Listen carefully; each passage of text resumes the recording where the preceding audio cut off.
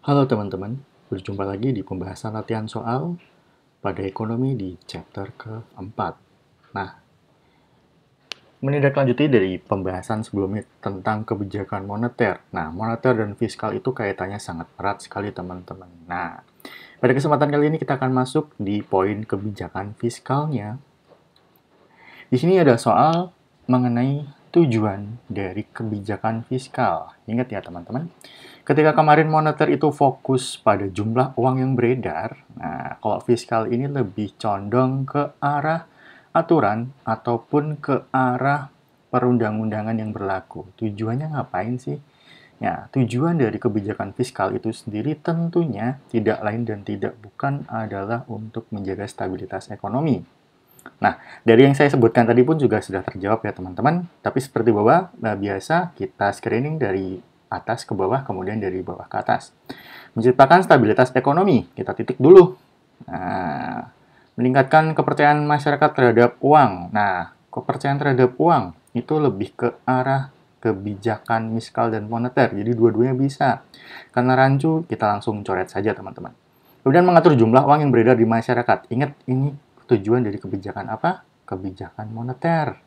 Nah, biaya hidup, nah ini tidak ada kaitannya ya teman-teman, ini lifestyle. Berarti nanti hubungannya sama upah minimum yang kemarin kita bahas di uang.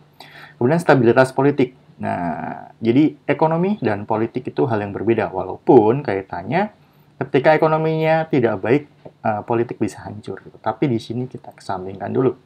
Jadi jawaban yang sudah pasti adalah di poin A, menciptakan stabilitas ekonomi. Seperti itu.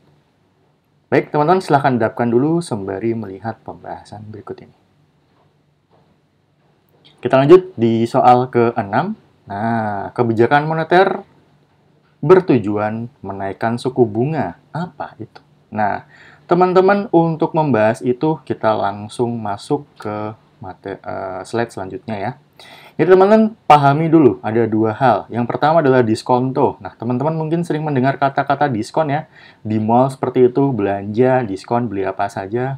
Kemudian operasi pasar, juga ini sering dengar nih, biasanya kalau mendekati lebaran dan hari raya. Nah, tujuannya memiliki hal yang berbeda teman-teman. Jadi ketika ini suku bunga naik ketika ada diskonto, ingat ya, naik, diskon.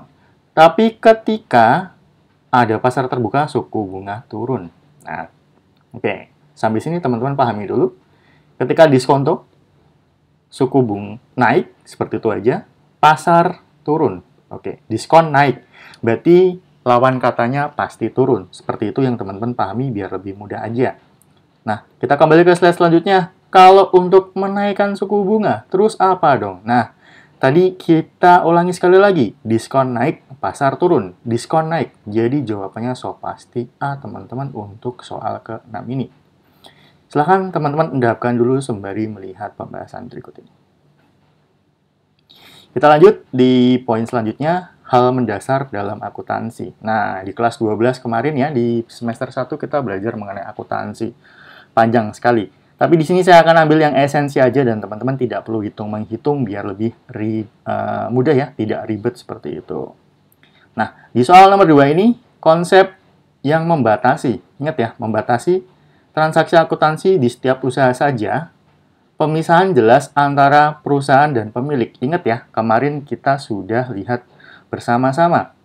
Pemisahan, kayak gitu. Ada terpisah. Nah, ingat ya, bahwa dalam harta, tidak boleh ada yang namanya aset perusahaan dan pemilik itu bergabung. Jadi, biasanya nanti akan ada modal tuan siapa, private tuan siapa. Nah, kenapa uang udah dimasukin, kok dikeluarin, tapi nggak dijadiin satu? Karena di akuntansi itu menganut prinsip terpisah.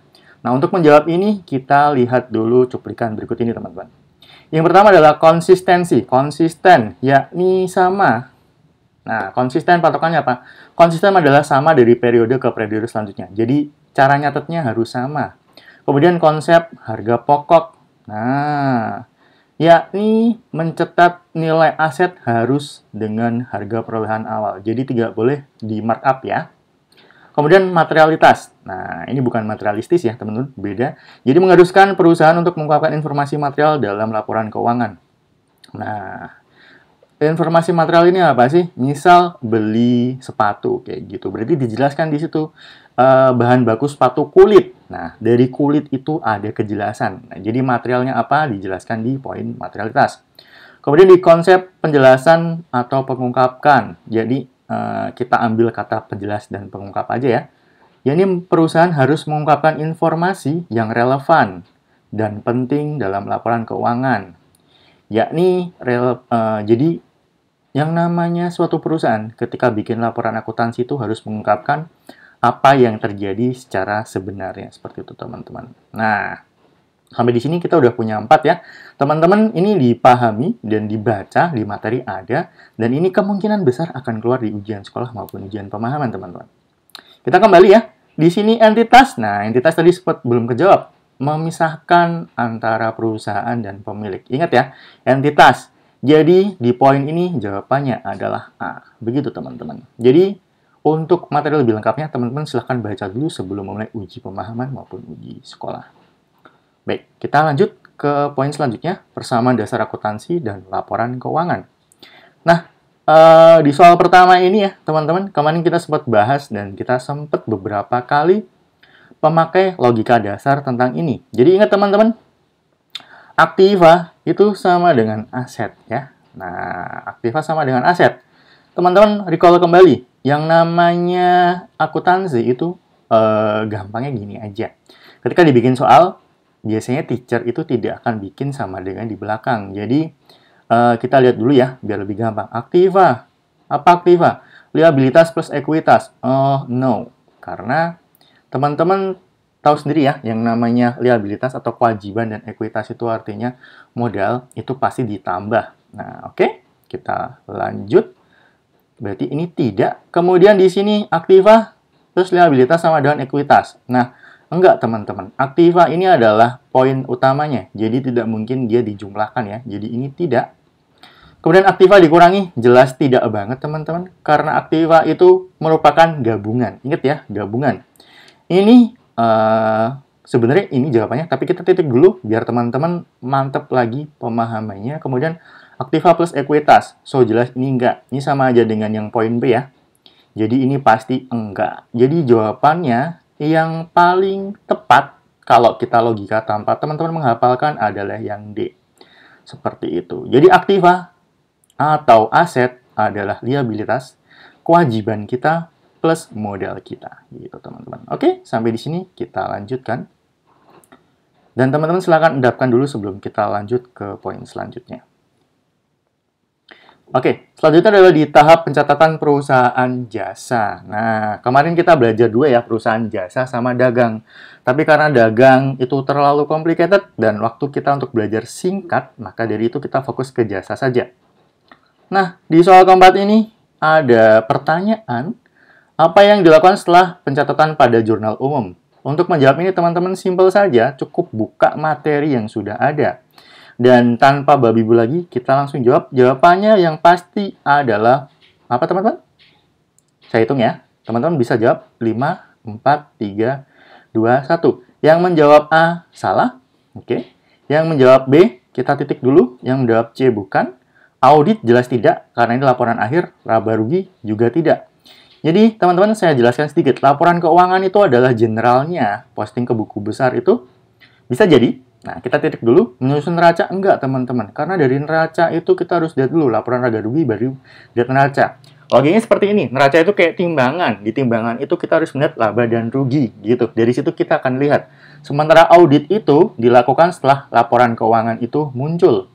Nah, yang paling benar dan yang paling make sense, dan sebenarnya ini bisa di logika, teman-teman bisa menjawab B, teman-teman.